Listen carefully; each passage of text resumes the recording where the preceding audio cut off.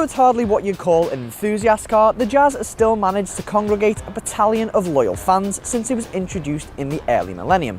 That's thanks in part to its reputation for offering brilliant reliability. And in fact, the Jazz has been the UK's most reliable car for 10 years. So what's new with this model? Well, as reliable as the previous model was, it was in need of a bit of refurbishment. And that's exactly what this third generation model does, with a new front end, which now brings it up to date with the rest of the Honda range, and some interior changes, which make it more practical and, Honda hopes, makes it more appealing to a younger crowd. And you might not be able to tell from the outside, but this is actually 95mm longer than the previous model.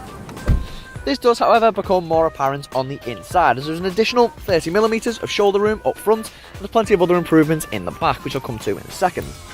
Now, the dashboard design is, well, completely unrecognisable from the last model, as there's a new clean-cut Honda Connect touchscreen design, which helps minimise what used to be a flood of buttons. And to be honest, with this new design, at a quick glance, you could be fooled into thinking you were sat in the Civic hatchback or the HR-V SUV.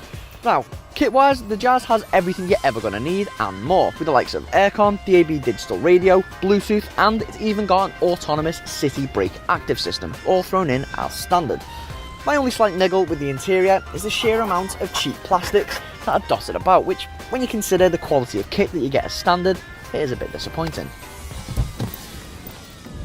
So, what's it like to sit in the back of the Jazz? Well, legroom wise, according to Honda, it's better than sitting in a luxury saloon, as it claims there's more legroom back here than there is in a Mercedes S-Class, and that's thanks in part to an additional 65mm of it. And even if you sit up straight, thanks to the Jazz's boxy shape, there's plenty of headroom as well. But where the Jazz really shows off is with its magic seats, which fold up cinema style to give you plenty of storage space, just like this. But if you don't want to use these, you can just simply fold these down and use the space underneath for storage. These front seats also recline all the way back to kind of give you a makeshift mattress.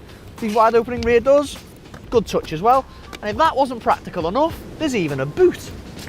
And with 354 litres, it's not as big as some rivals, but when you consider how versatile those seats are, the Jazz is definitely leader of the pack. Even the way the seats shimmy forward when you fold them down and allow for a flat loading surface is brilliant.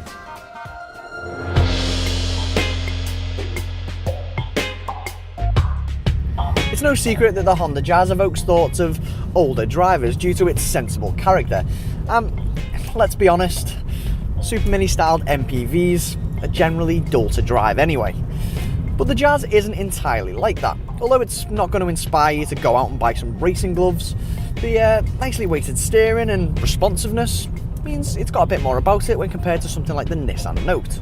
There's even a new agile handling assist system, which helps when it comes to cornering, and on top of that, the ride's nice and comfortable and it'll deal with the majority of bumps with ease.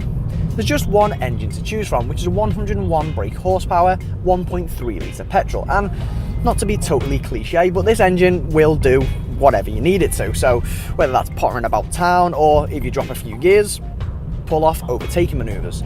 Just bear in mind that if you do get the revs high, it will make quite a bit of noise.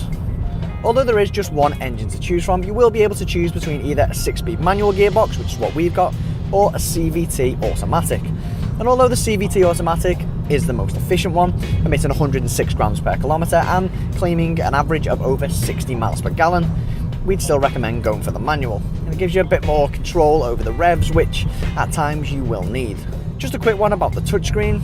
It can be quite difficult to navigate, as you've got numerous screens to get to simple features, and the volume control's just a bit fiddly. So when you weigh it up, the Jazz seems like a no-brainer. But as is usually the case, it is going to cost you, as the Jazz starts from around £13,500. Now, that's £3,500 more expensive than the Nissan Note. So, small Super Mini sized MPVs are rooted in offering practicality in a compact package, and the Jazz clearly does that, but it also goes above and beyond by offering a cool looking interior, a modernised exterior, and a drive that, okay, it's not sporty, but it certainly isn't boring. And yes, there could be a few more engines to choose from, but apart from that, the Jazz retains the same ideals as ever, and in our opinion, it's the best Super Mini / small MPV on the market. What do you think of the Jazz? Let us know in the comments section below, and don't forget to subscribe to our YouTube channel. Click on the inquire button to find out more details about this car, or for any other models, visit carkeys.co.uk. And to watch more reviews, click one of the links on screen now.